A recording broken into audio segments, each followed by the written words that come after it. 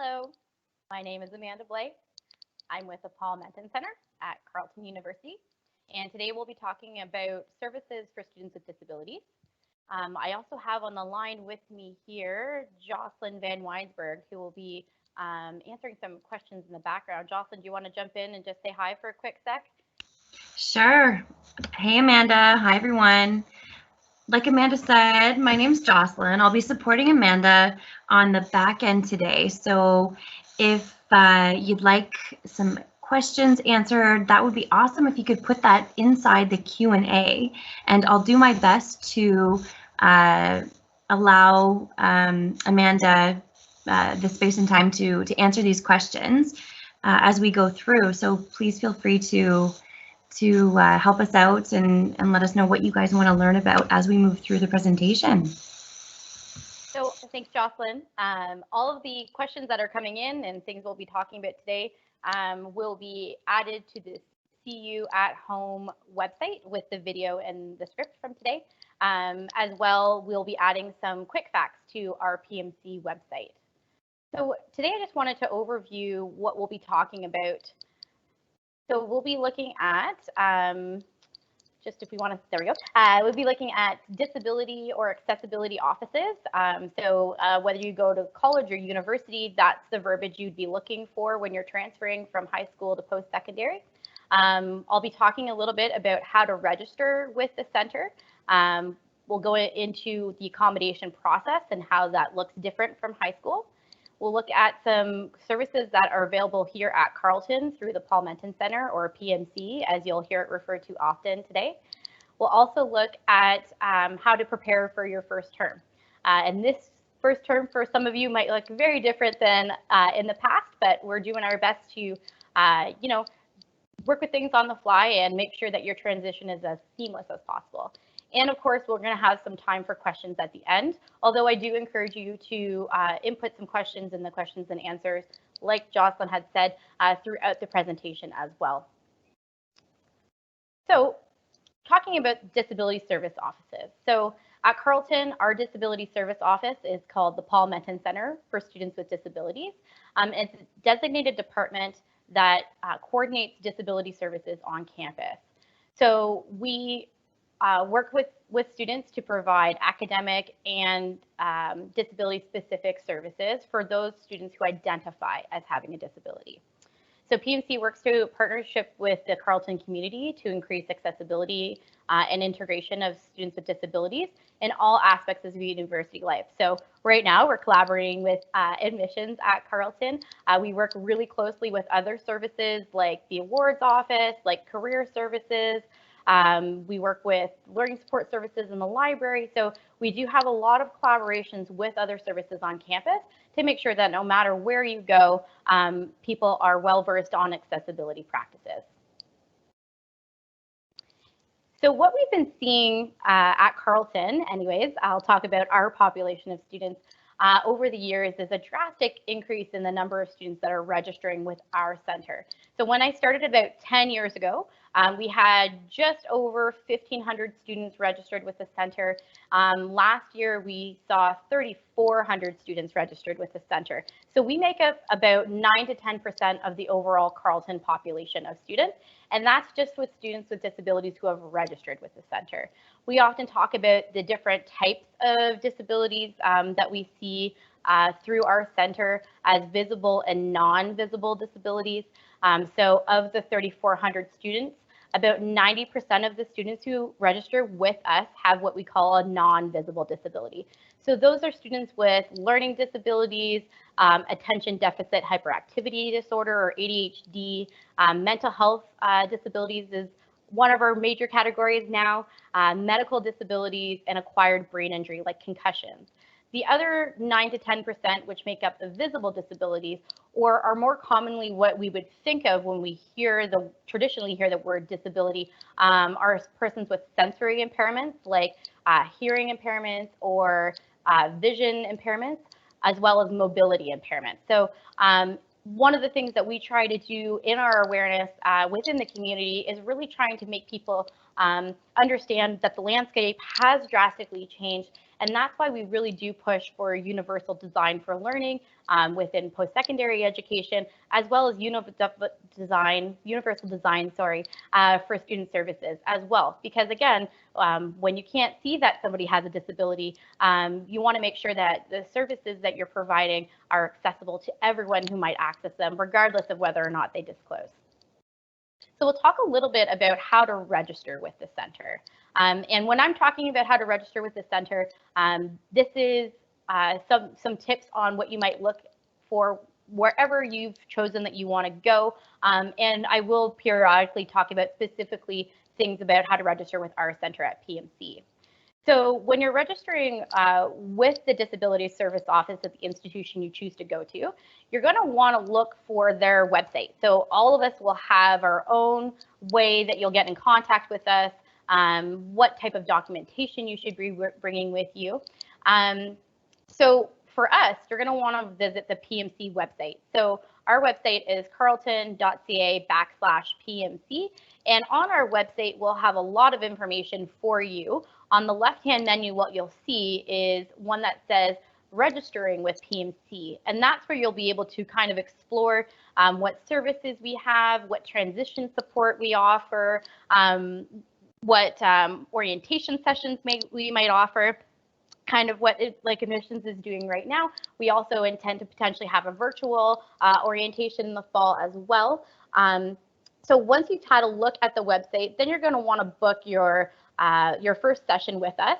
And if you're not sure if you want to register with us, it's really okay to book an information session with us too, just to get some knowledge about what it looks like, if you'll need any updates, that kind of thing.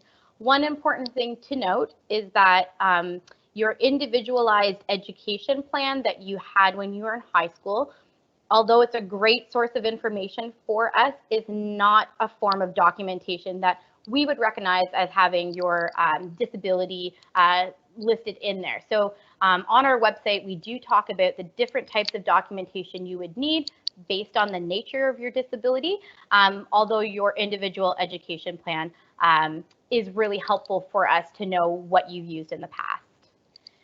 So one of the things that I've talked a little bit about is that you have to register with us. That means that we don't know that you exist out there, that you've had accommodations in the past, and that you need support now. So you will have to identify yourself to the Disability Service Office to let them know that you require support for your academics, for other areas of life as well. We can definitely advise you on who to get in touch with on campus. So it's really, really important to understand how to self-advocate. So for some of you, it might be a little bit different because in the past, maybe you had a family member or a parent who would often take that role for you. Maybe you even had a social worker or guidance counselor that acted as your voice with your teachers. But in university, we're going to coach you on how to do that yourself with various professors. So it's important that going into post-secondary, in order to advocate for yourself, acceptance and understanding is a big part of the disability process. It can be very tough at first if this is not something that you've dealt with your whole life to accept and understand. So we do have counseling in-house if you did want to work with a disability-specific counselor to kind of get to that point. We can also help you understand like what your disability might look like in relation to the post-secondary setting. It's really important for you to know your rights and your responsibilities and accessing accommodations and services in your post-secondary setting or in university. You'll need to be able to tell other people what you need, and you need to be able to explain how an accommodation will help you succeed in post-secondary.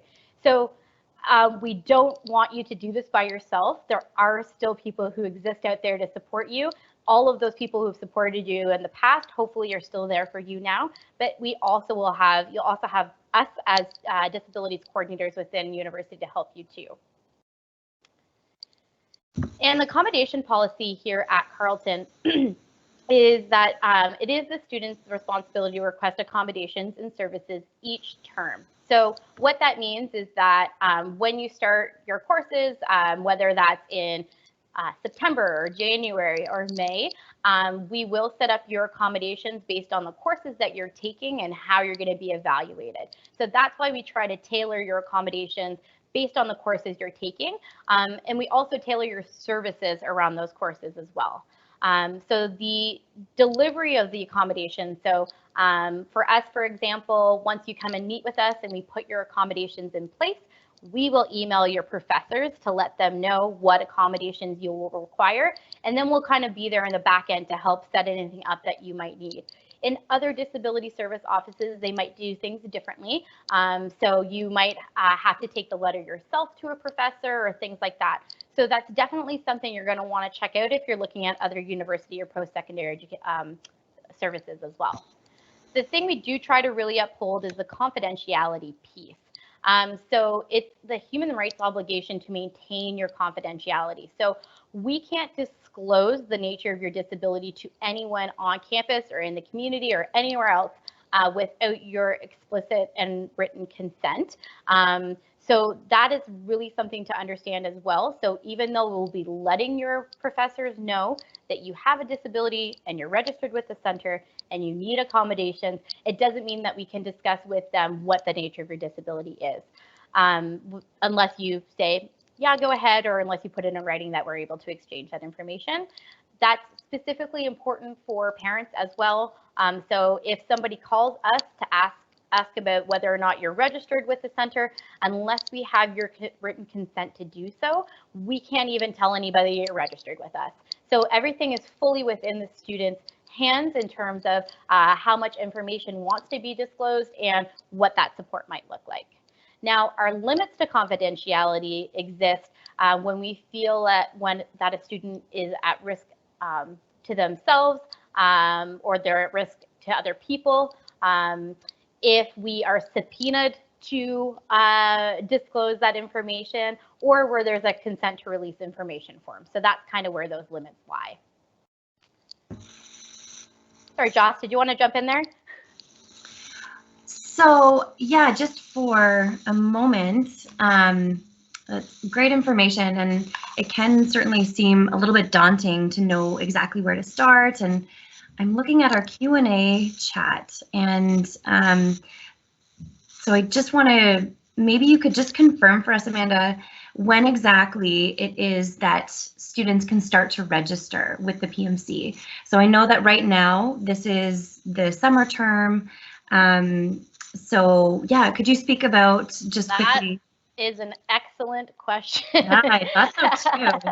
Yeah. So you can pretty much register with the center as soon as you have made your acceptance and have a student number. So as soon as you have a student number, you can come and register with the center. But before you make your acceptance, you can also do an information session. Sorry. So if you're kind of figuring out, like, is this the right place for me? Do they have the right services for me to be successful in university? You can call the center and ask to speak with a coordinator to get some information about what type of accommodations and support you might access if you come to Carleton. So we're available all summer long, Monday to Friday between 8:30 and 4:30 p.m. So at the end of our presentation, I will post our contact information so that you can call our front desk, who is working remotely, obviously, right now. But we are happy to call you and talk with you and answer any of your questions. But like I said, once you essentially have accepted and have a student number, you can register with us. And we will walk you through the process in terms of what registration will look like. And it's really good to do that as soon as possible, especially in the summer, because if we need any updated documentation or we need to help you purchase different software or apply for funding or any of that kind of stuff, it's a lot easier for us to be able to do that now as opposed to September, because September gets pretty busy for us. We tend to have very large waiting lists in September, so we like to get students in as soon as possible. So anytime that you've got your student number and you're ready to register with us, we're ready for you as well. Thank you, Jocelyn, for unmuting and asking that question. So with regards to PMC Services, that's actually Jocelyn's side of life, there are definitely a bunch that we offer in-house. So like I've said before, our big bulk of what we do is related to test and exam accommodations. So a lot of students will register with us to get things like extra time or a quiet location, although right now that doesn't really apply. But that tends to be what we do most often. In the past, we've done tens of thousands of exam accommodations in one semester. So we have a very good working relationship with exam services. We also offer supplemental volunteer note-taking. So that's when a peer or person in one of your classes might volunteer their notes for you to access them. So you don't know who that volunteer is, they don't know who you are, it's completely anonymous, but it does help to supplement the notes that you're taking for yourself in your courses. We also offer sign language interpreting for persons with hearing impairments. We also have closed captioning for any multimedia materials.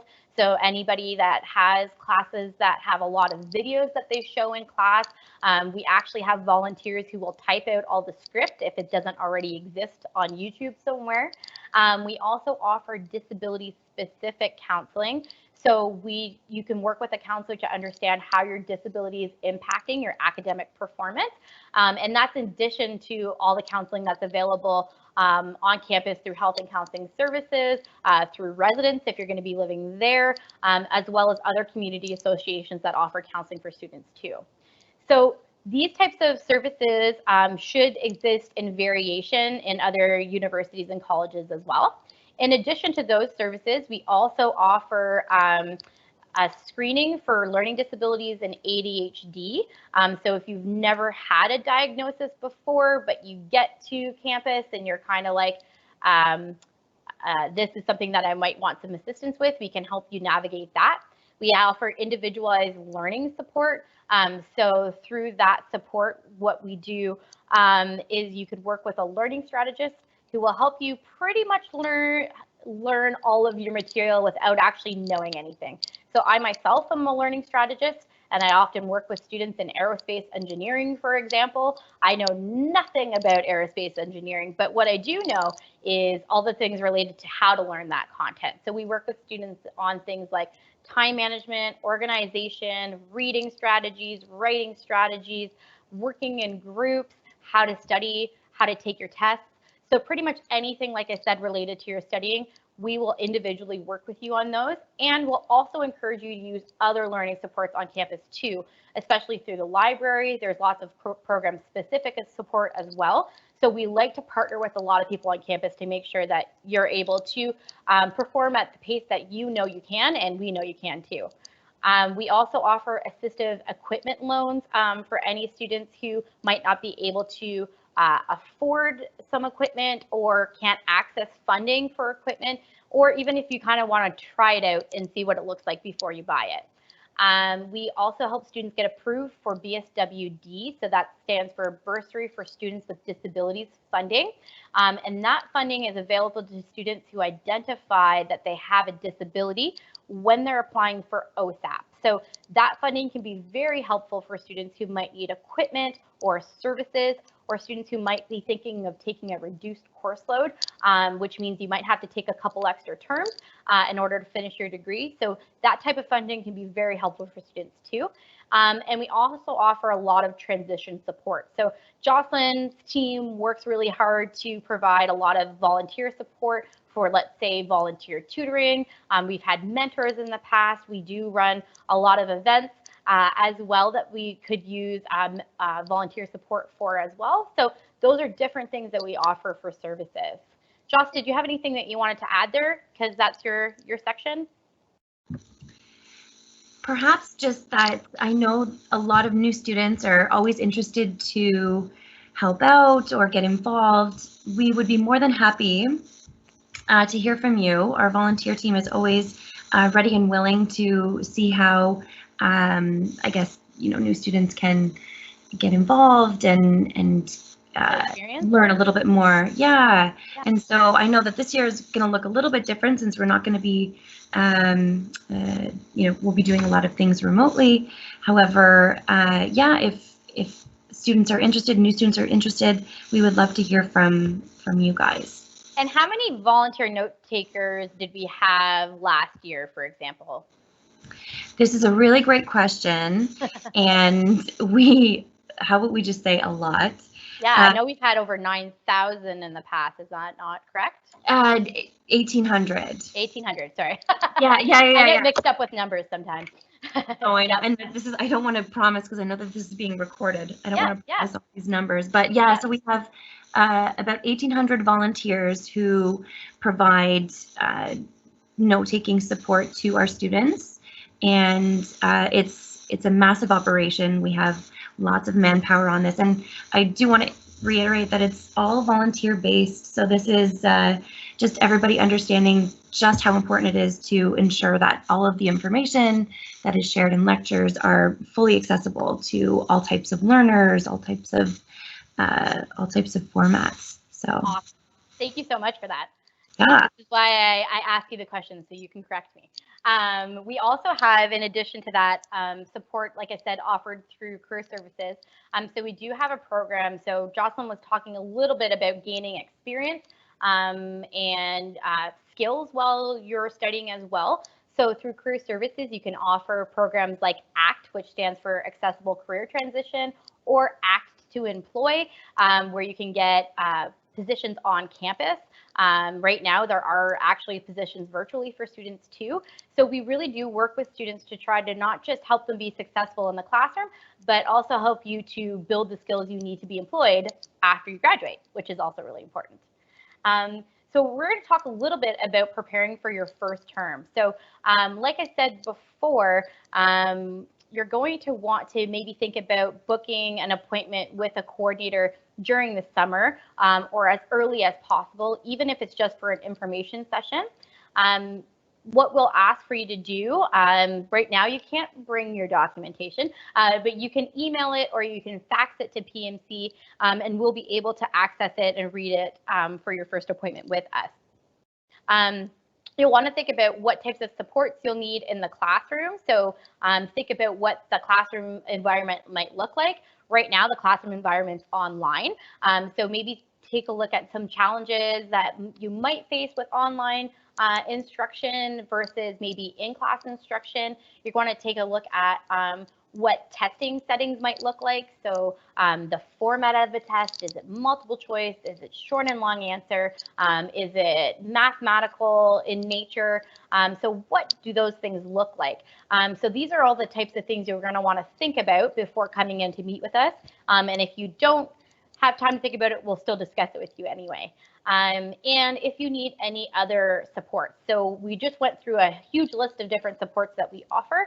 But if you want some support like referral to a learning strategist or working with interpreters or, you know, getting access to volunteer note taking, those are all additional supports that we would talk to you about.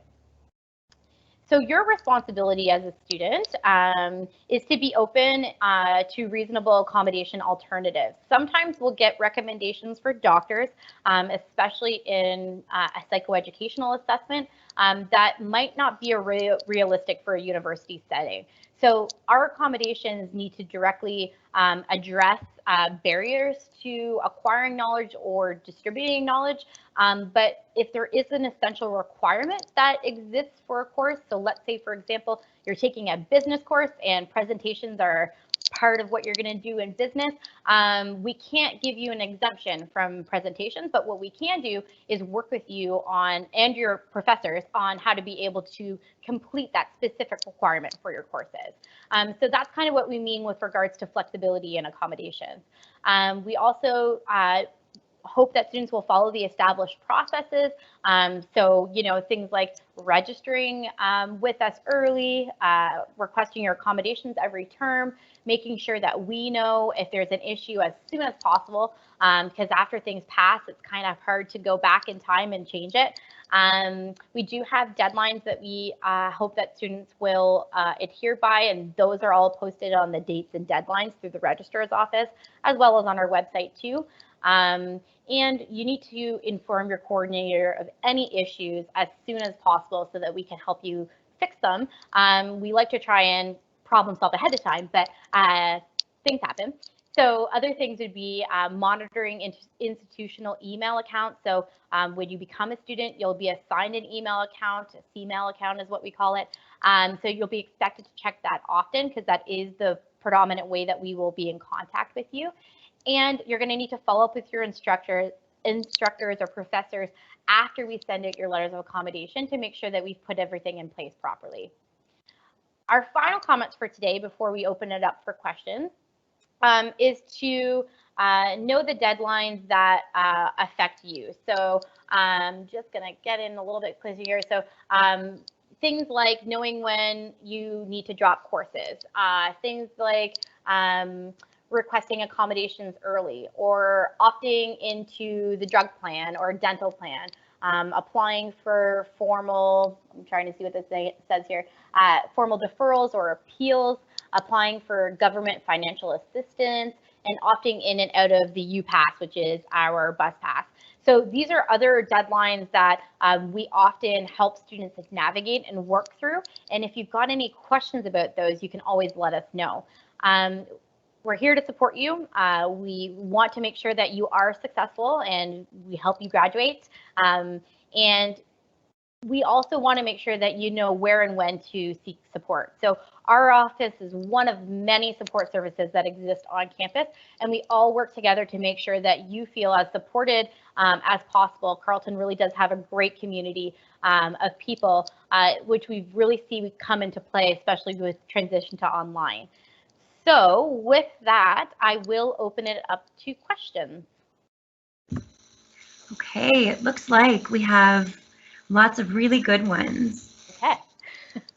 So I'm just going to look here and see where to start. Amanda,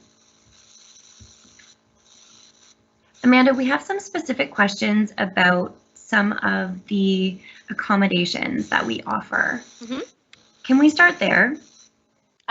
Sure. So when it comes to specific accommodations, that's where we really want to push that idea of an information session. So because even somebody who has ADHD and another person that has ADHD, their accommodations could look very different based on the way that they learn. So that's why we don't like to talk too much about what type of accommodations are available, because they're going to be unique to the person that they get. What we have are classroom accommodations and test and exam accommodations. So like I said before, when you think about the classroom, common accommodations might be things like voice recording lectures if they're not, if the professor doesn't provide, let's say, PowerPoint presentations or other material that helps you follow along in class, or accessing things like that volunteer note-taking service that I talked about. And test and exam accommodations, like I said before, would be things like extra time or a quiet location, things like that. I do see published here that somebody asked about a UPass. So the UPass is actually the bus pass that you get with when you register with Carleton. So the reason why we talk about the UPass is that if you're a student who benefits from having a reduced course load, so you have a permanent disability, you've decided, you know what, I'm going to start off my first term with 3 courses instead of 4 or 5, but I still want to access that UPass. What we do is we get in there and we help you get access to that as well. Great. Any questions at all? So you mentioned extra time for testing and exams. Right. Now, what for assignments? Because we get this often, don't we? Questions about. We do get questions about assignments often. So what we do when we get questions about extensions on assignments is we refer students to work with a learning strategist, because we want to make sure that students are feeling confident about maintaining the course loads that they're having, meeting those objectives for the courses, and then if while you're working with the learning strategist, it becomes very evident that, you know, an extension might be required, we'll help coach you through how to ask that from a professor, because any student, regardless of whether or not they're registered with PMC, can have a discussion with a professor about whether or not they're concerned about meeting deadlines. So an assignment extension isn't an accommodation that we offer, but there is a lot of coaching and support that we provide for students to make sure that they're meeting those deadlines or getting support and requesting extensions if that's something that they might need. Can you tell me or tell us a little bit more about the Learning Strategist program, or how students would be able to access learning strategies? Yeah. So any of our services that includes learning strategies could be a direct referral from your coordinator once you register with the center to that service. So the way that it's different from learning strategies in the library is that through PMC, you'll be assigned to one specific person that you will work with on a weekly, monthly, however often basis to work on those skills that you're hoping to develop. So like I said, whether it's reading strategies, note-taking strategies, study strategies, anything really that you need to define or refine a little bit more, that's what you can work with on a learning strategist. The learning strategies that's offered through the library is also phenomenal. The only difference is that you might not be assigned to the same person every time you go in. They also offer a lot of workshops and drop-in appointments through the library services. So we try to kind of complement each other in terms of what it is that we're offering. And the services in the library are offered to any Carleton student, but only students who are registered with the Disabilities Service Office can access our Learning Strategies program. Awesome. Something about Carleton is that there's no end to student services, and students can access anything that they need, or access help with anything that they need assistance or want some guidance on. I know that it's often a concern for new students, like, where do I look? How do I know what workshops or programs or services I need to tap into in order to kind of maximize my time? How would you answer kind of that concern? Yeah, so those would all be great things to come and talk to your coordinator about whenever you get there. Carleton also has great resources on transitioning to university. So I believe once you get your acceptance, you're given a package of all the different services that exist. So there's tons of links, tons of things that you can access to help you kind of navigate where to go first. But if you're finding that a little bit overwhelming and you don't know where to start, once you register with the Paul Menton Center, your coordinator can help connect you to those other services on campus as well.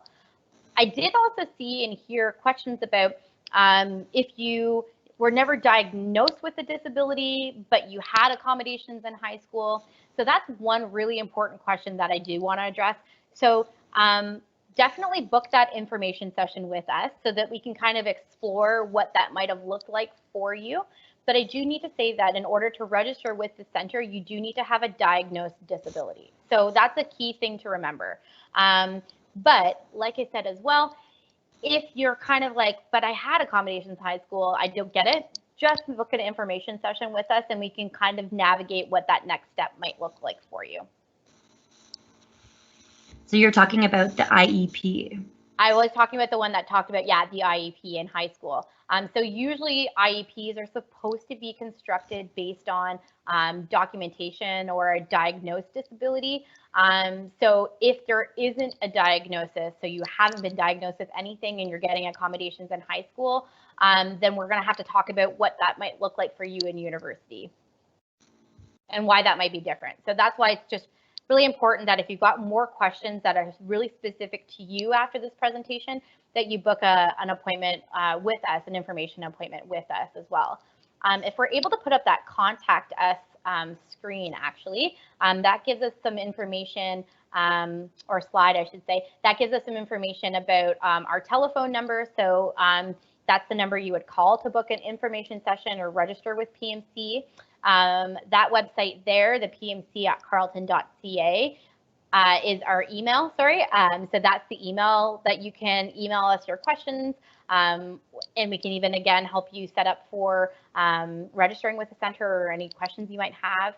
And then the carleton.ca/PMC is our website. So that's where you'll go to get all that juicy information about what we do at PMC, what our services look like. We have a live feed that Jocelyn also oversees that has all the updates about what's new with the center, especially with everything going remotely. It's important for you to know like what services still exist out there for you. So that would be another place to check it as well.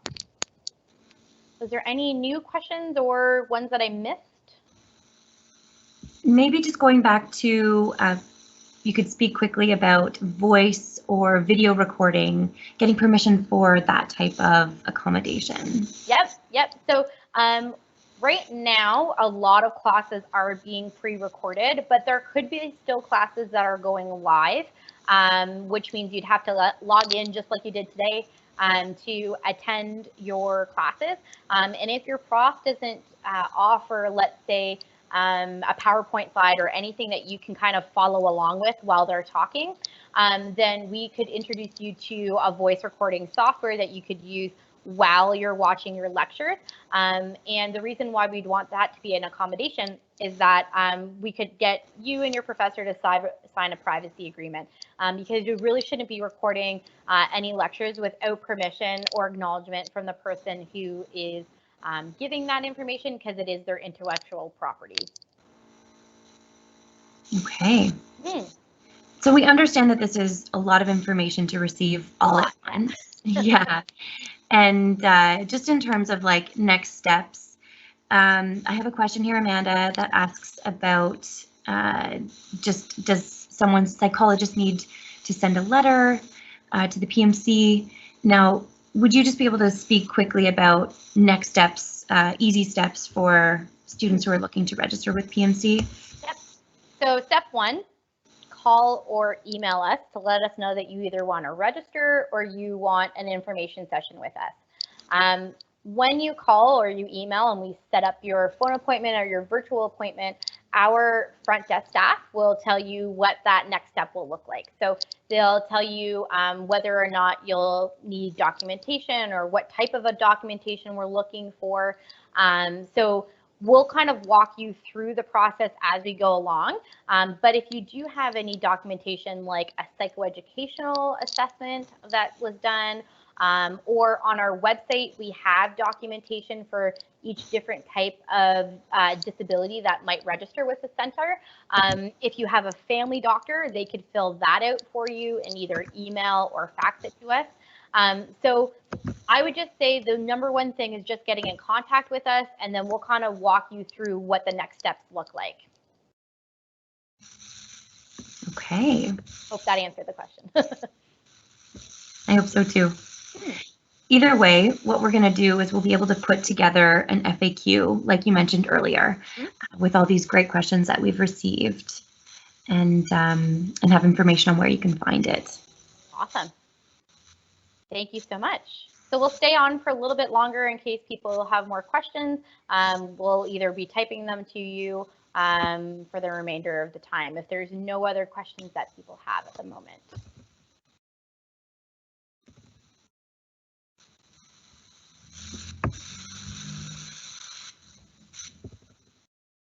This was fun. I think I saw a couple people have already accepted their letters. Oh, that's so exciting. Yeah. Welcome, new Ravens.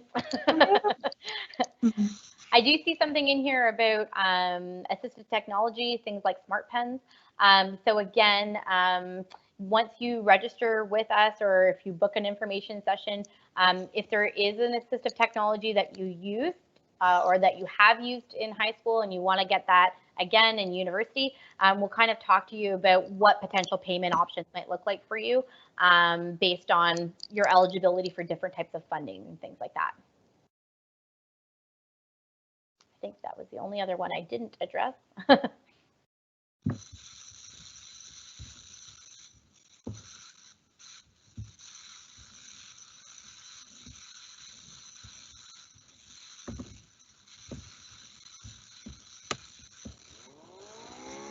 Well, like I said before, to all of you who have accepted your offers to Carleton, we hope to see you soon, whether that's virtually or in person. And we really hope to also see you at PMC if you do feel like you need that academic support and services.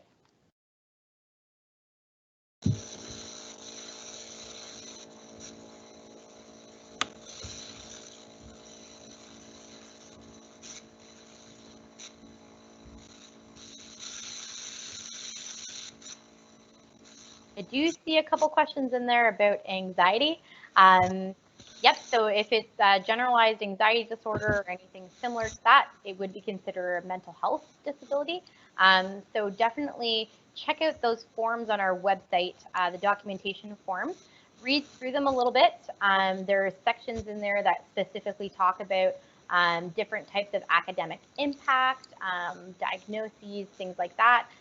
So our documentation forms contain a lot of the information that you might have. And you can also review those forms with your doctor as well. So you might think that one form of documentation might be a good option for you, and your doctor might think another one might be. If you're, again, questioning which documentation is the best one for me, just book an information session with PMC coordinator, and we can kind of guide you through which ones you might want to explore with your doctor.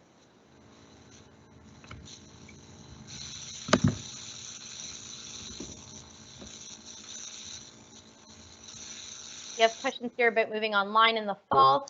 We've already been working with students online since, I believe, March the 14th. So we started right away transitioning all of our services virtually and on the phone. So we offer all of our appointments on the phone or through MS Teams. We offer learning strategies, counseling support, and coordinating appointments as well. So we are trying to talk to students about what the landscape in the fall will look like, and we will continue to support students through that transition to online learning in the fall as well, especially because a lot of students have some hesitation around what that might look like for them. So we will be working closely with any students who request any support.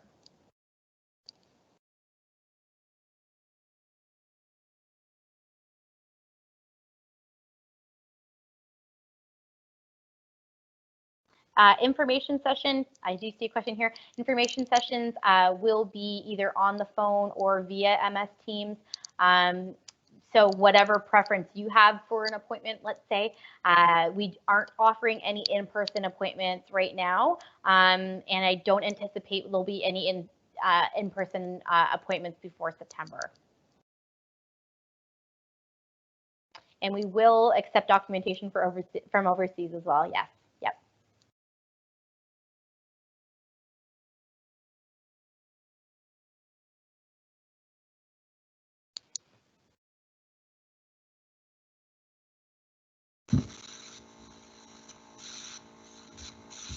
I may have missed this. There is a question here about whether or not the information session is done over the phone. Yep. Yeah, I think I just answered that one. Yep. So, okay. Yep, the information session can be done over the phone or via virtual appointment right now.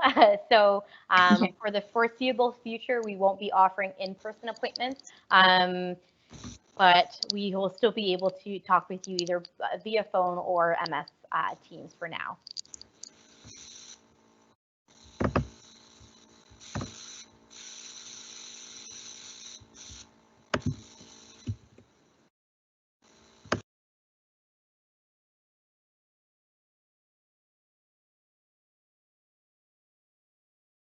If anyone has any questions, I believe it was posted earlier. If anyone has any questions about accommodations in residence, there is an accommodations manager that's available in residence too. Her name is Karen Harabosh.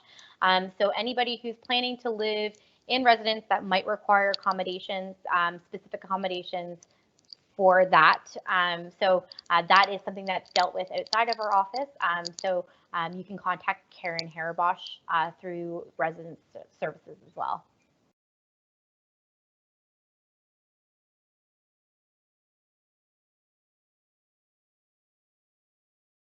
You do not need to reapply to PMC every year. I just saw that question.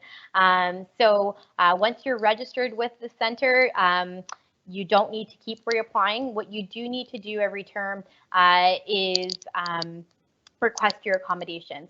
The only time we would need additional documentation is for anybody who might have a temporary disability. And if that's the case, then your coordinator will let you know when new documentation would be required, but you'd still be registered with the center.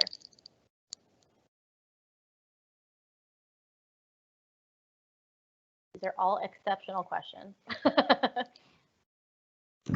They are. I'm so impressed. Yeah.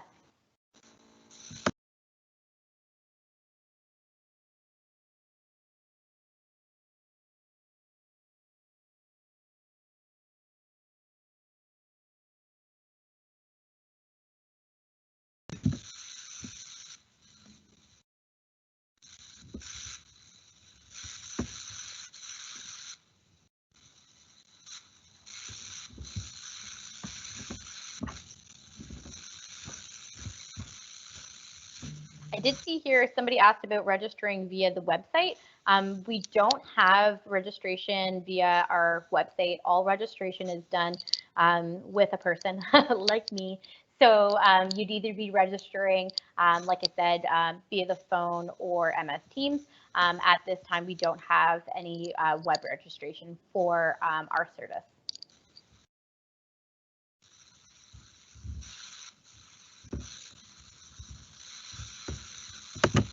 And yes, I do see another question here. So we do require that the student register with the center. So if a parent or a family member were to call and want to register a student with the center, we don't have authorization to do that for them. So the student does need to be the one that is registering with the center. Of course, the parents and family members are welcome to be present during those sessions, whether that's on the phone or virtual right now, or even in person whenever we go back to doing that. But it is the students themselves that needs to register with the center.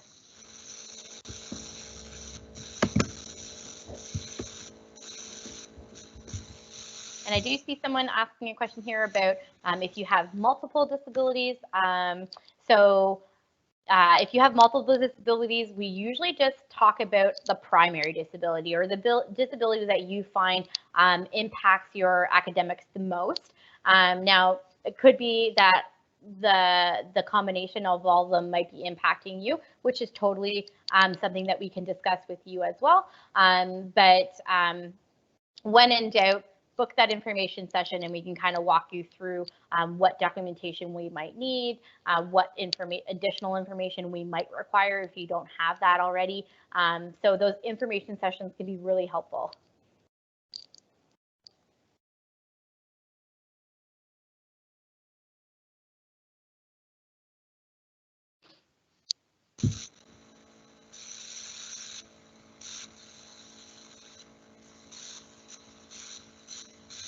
I think that question's a good one, just because in regular doctor's appointments, for example, you have to go in for one particular reason, but Right.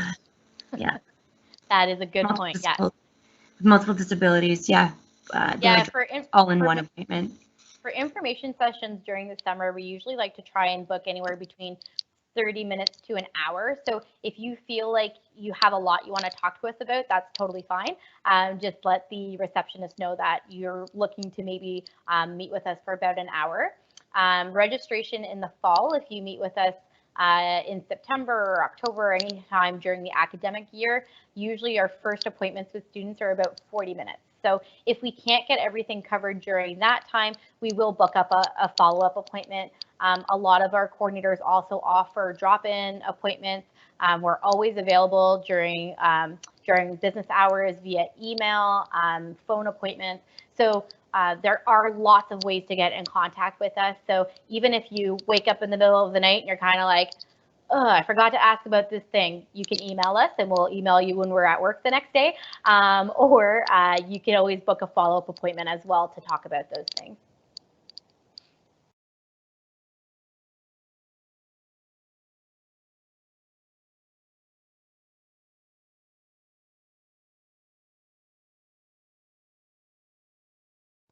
People are asking specific questions about program enrollment. Again, that's all really about personal preference and learning styles. If you wanted to talk to one of us about the program that you're looking to go into, we'd be happy to talk to you about it, but the experts about the program are actually always the undergraduate advisors within that program. Also, academic advising is a really good service to access as well to get a bit better understanding about what programs exist out there. So when in doubt, talk to the experts in the field. So you can talk to the undergraduate advisors, you can talk to academic advisors. But if you have questions about a specific program you want to go into and how your disability might impact your performance in that program or the evaluations for that program, we could talk about the accommodations and services that exist to help support you through those various programs. But when it comes down to program selection, that's personal preference and ability and really what you want to do in the end, right? So it's really important to kind of explore other services that exist out there to help you determine best fit. Career Services also offers a lot of support for students if they aren't really sure what they want to do after graduation or even before they start. So they can help you also determine maybe where the best fit for you might lie as well. I wouldn't choose a program based on your disability, that's for sure.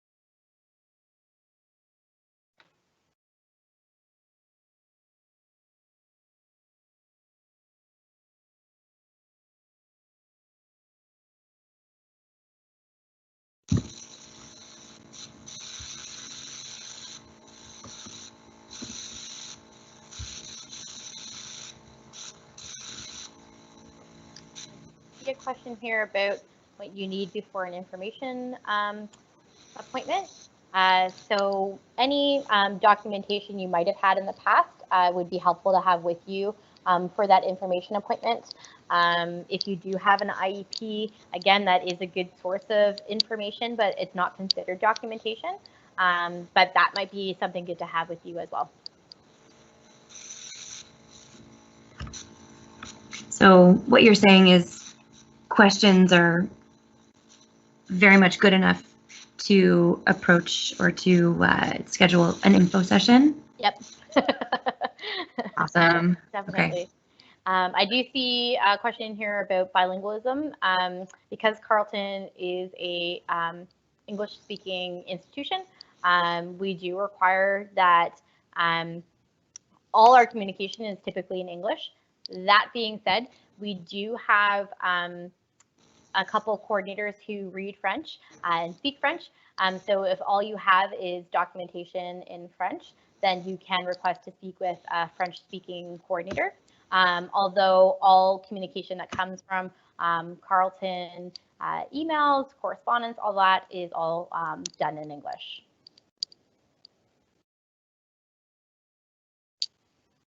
Unless, of course, you're taking French as, as a degree.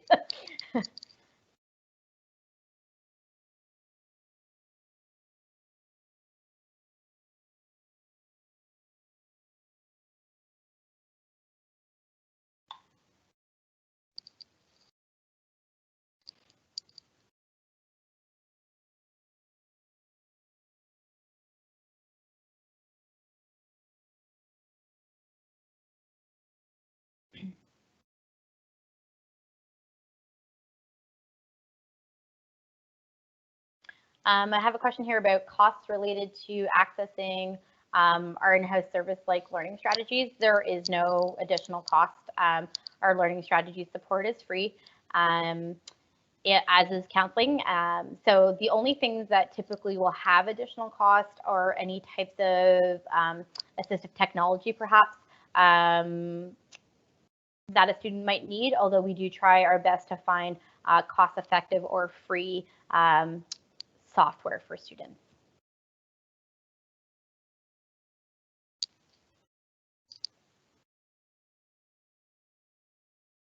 With regards to information sessions and having parents or family members involved. That's completely up to the student, whether or not they want to have parents and family members a part of that conversation.